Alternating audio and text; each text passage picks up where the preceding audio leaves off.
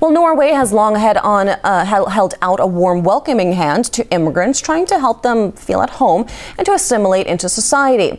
Well, the policy has been clouded not only by the Breivik massacres, but even from within ethnic groups, with radical slogans and even death threats from the growing Islamic community. RT's Maria Finoshna looks at why it is splitting the nation. Tolerance is Norway's well-known trademark, maybe even too well-known.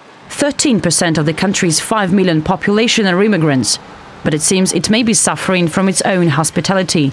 Grønland district near the central Oslo. It means green area in Norwegian, but sometimes people call this part of the city Pakistan because of its immigrant-dominated population. For years, it's been home to a large number of outsiders who've been living in peace and harmony with locals and treated respectfully. But some decided it's not enough. A while ago, a radical Islamic group demanded to make it independent from the city and a Sharia law territory to feel literally at home.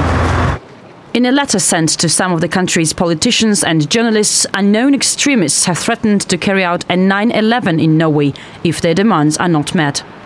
I don't think that it's really something really. I mean, I think it's more laughable stuff than really to be taken serious. But this is not the first death threat coming from Norway's Muslim community. In this video, a Pakistani-born imam preaches those not praying should be brought to prison, those not fasting during Ramadan decapitated. Is it possible to kill human being with this? Yeah, no problem. All weapon is made to kill. We hear concerns over how some immigrants bring part of their cultures to Norway from the head of the country's hunting union. On one of our hunting courses, there were attending 4 Muslims who seemed to have more interest in weapons than in nature and hunting.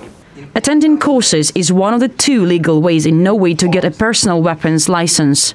If you don't respect Norwegian rules and you don't want to live the way we live in Norway, then you can go back to your own country.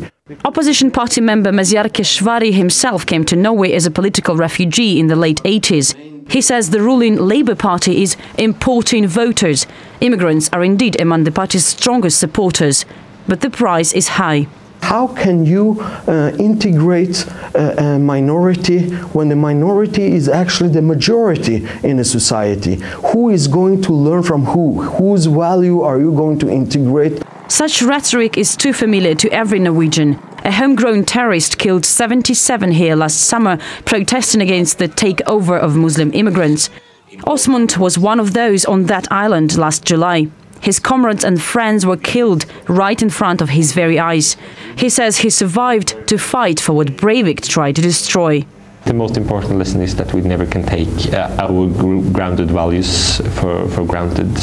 We need it's a fight we never win. The fight for democracy or for justice. It's something that we constantly need to focus on. Despite concern the threat to kill made by some immigrants may be real, Norway is unlikely to give up its tolerance motto. In fact, it's quite the opposite. For many, the only response to Breivik's anti-immigrant motivated massacre is seeing immigrants embraced more than ever before. Maria Finoshna, RT, Norway.